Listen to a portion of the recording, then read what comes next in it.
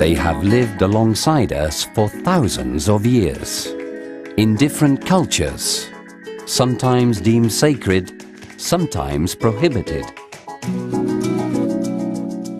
But only in Spain is there a totally endemic species that takes its name from the Iberian Peninsula.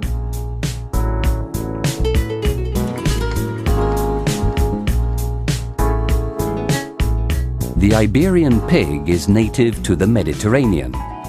It has evolved in close contact with the growth of its surroundings, based on its singular diet composed primarily of acorns and grass from the pastures of southwest Spain.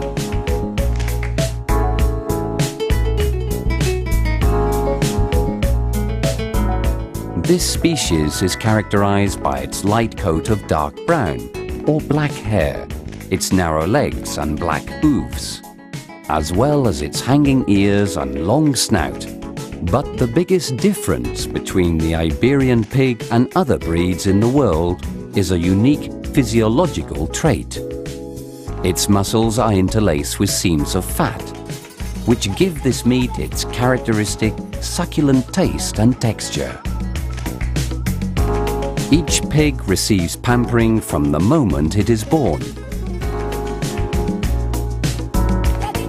Once Iberian piglets are weaned, they enter feeding facilities. When they reach 100 kilos in weight, they are taken to pastures where they are free to roam their surroundings in complete tranquility. They keep eating until they reach 170 kilos, a weight they will have gained through 100% natural diet, acorns, aromatic grass, seeds. Exercise and fresh air help to build the ideal muscle-fat ratio, which is so unique to this type of pig. Due to the pig's diet, the fat has a high proportion of monounsaturated fatty acids, mainly oily, that act as cardiovascular agents. The minimum slaughtering age is 14 months. The older the animal, the more intense red its meat is, and the greater the quantity of fat and muscle texture. This is where the long and meticulous traditional process begins. Technology has helped to improve hygiene and sanitation, as well as quality control and traceability. Cuts are selected one by one based on their quality and weight, and are perfectly bled and dried. The resting process begins with salting, a process by which the legs and shoulders of ham are interlaced with layers of sea salt. Afterwards, they are washed, molded and shaped, following which they begin the saline stabilization process in natural curing rooms. The fat escapes from between the muscle packets as a result of the heat. Once curing is complete and the cuts have been fully preserved, they are transferred to natural cellars, where they complete the maturing process. No less than 14 months are required to complete the process for shoulders of ham, while for legs it takes 20 months. During this time, enzymatic and biochemical changes take place, which is what produces the excellent aroma, taste, and texture that characterize our hams.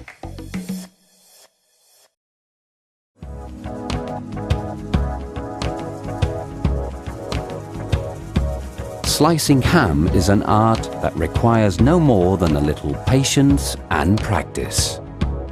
By slicing the ham in the correct way, we will draw out all the variety and depth of its aroma and taste. The ham has several sections with different textures and flavors.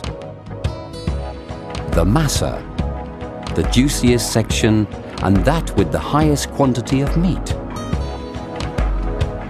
The silver side, at the opposite end of the leg from the hoof. The flank, otherwise known as the contramatha. And finally, the shank or hock, an area that produces more fibrous, tenderness meat. We shall need a special knife for slicing the ham, narrow and flexible, together with a broad-bladed knife, a special knife to separate the meat from the bone, and a knife sharpener to keep the other knives sharp and tempered at all times. The height of the table and a good ham rack that holds the cut firmly in place will make the job a lot easier and safer.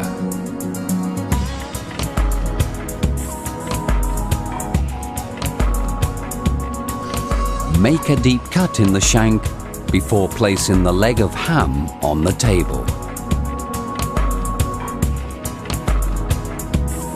Beginning from this incision, extract the rind and the covering pork fat from the piece you are going to consume, conserving some strips of fat to protect the piece that is exposed.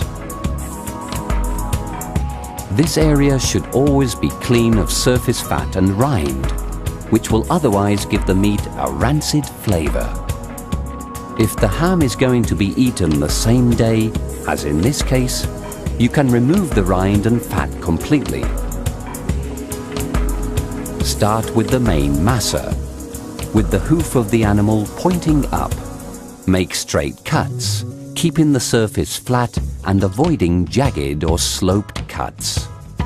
The slices should be very fine, almost transparent. They should cross a section of the leg and should be no longer than 6 or 7 centimeters, small enough to fit in the mouth comfortably. We recommend that you combine slices from the main section, the hide and the shank in each serving. Place a single layer of the sliced meat on the plate, leaving it flat or arranging it in waves, perhaps overlapping the slices.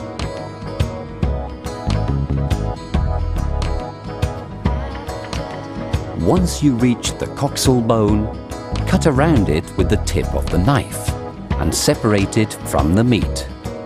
This will allow you to cut slices in this area. Given the makeup of the thigh bone and kneecap, only cut slices from the part closest to the coxal bone, leaving the shank until the end.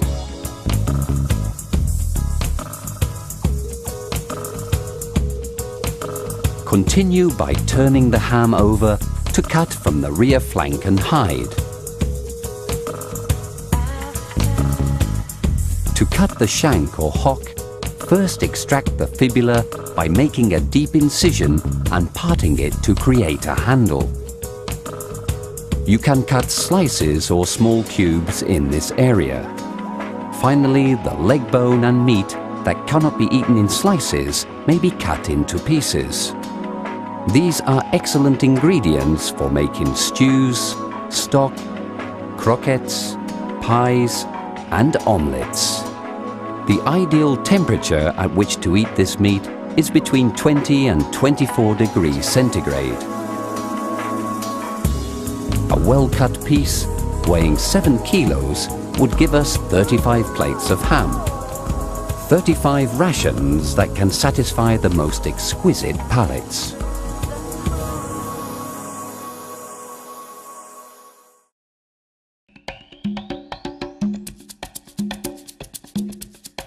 We are going to need a special ham knife as we did for the leg, together with a second stronger knife and broad blade knife, a tipped knife and a knife for sharpening. We can distinguish 4 separate areas in the shoulder with different flavors and textures. The massa, which is the meatiest and most flavorsome part, the silver side, the contramatha, and finally the shank, fore and hide shank, closest to the hoof. Once you have made a cut in the hock, place the shoulder of ham in the ham rack and extract the rind and pork fat to clear the area we are going to commence cutting.